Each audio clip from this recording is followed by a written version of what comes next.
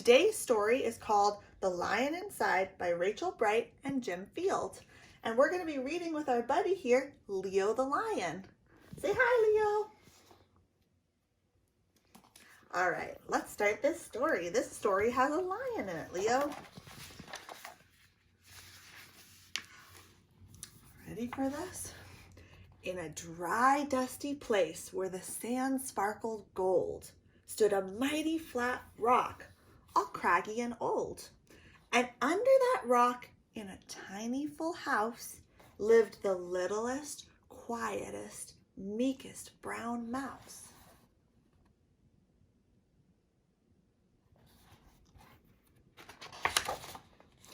He was so very tiny, incredibly small, that nobody noticed him ever at all.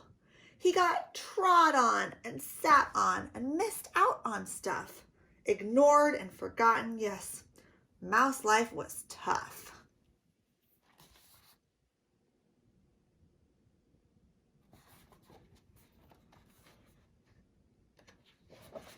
Meanwhile, far above, on top of the rock, times were quite different. It was lion o'clock.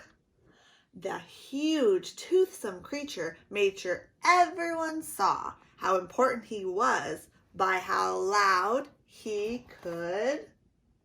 Can you guess what the next word is? How loud he could? Roar! Can you do a roar? Roar! It's lion o'clock. He was head of the pack. He was shouty and tough. He loved showing the crowd he was made of strong stuff. Yes, all were impressed by this mighty king cat. If only, thought Mouse, I could be more like that.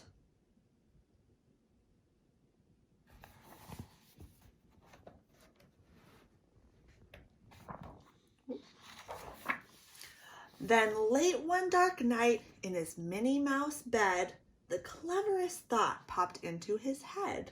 He jumped from his covers and held up a paw. I've got it, he said. What I need is a roar. Roar. I mean, what if this mouse with the weeniest squeak was a little more grrr and a little less meek? Well, he'd still be the smallest of fuzzy brown mice, but he'd make friends and join them, and life would be nice. Do you think it'll work? Yes, thought the mouse, I must find out how. I will learn how to roar, and I will learn it now. But, oh my gosh, there's one beast who could teach him this thing, but he might make him a feast. It was time to be strong and take a chance after all. Forever was such a long time to feel small. Have you ever felt small before? I have before, and it's hard, isn't it? So he made himself brave and he thought like a winner. He'd step off for the top, hoping not to be dinner. It felt like the scariest thing he could do, but if you want things to change, you first have to change you. Oh, the pictures.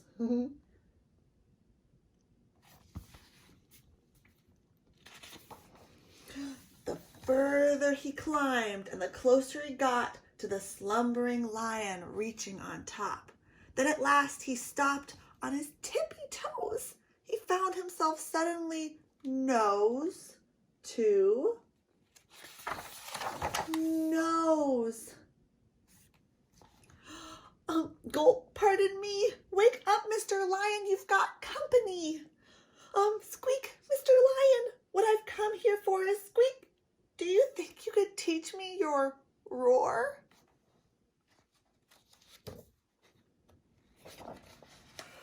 A silence befell that twinkling plan. Lion opened his eyes and puffed out his mane. Time slowed right down. Why, it felt like a week. Then he opened his mouth and he let out what do you think he's going to say? Let's see. He let out a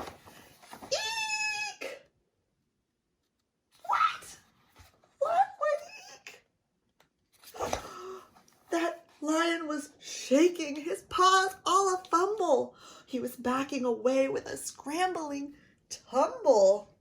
"Don't hurt me," he whimpered. "Oh, try to be nice." Well, my goodness, that lion, he was afraid of mice. "Don't worry, Mouse Pete. I'm a friend, not a foe. Let's rock this together. We'll have fun, don't you know?"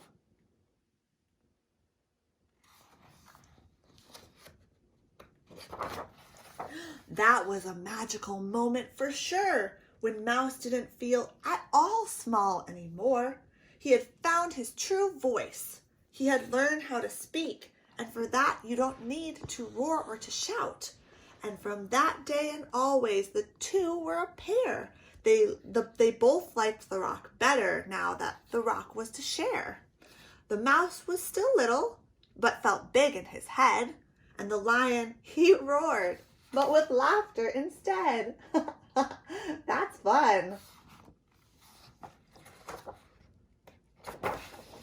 You see, yes, that day they both learned that no matter your size, we all have a mouse and a lion inside.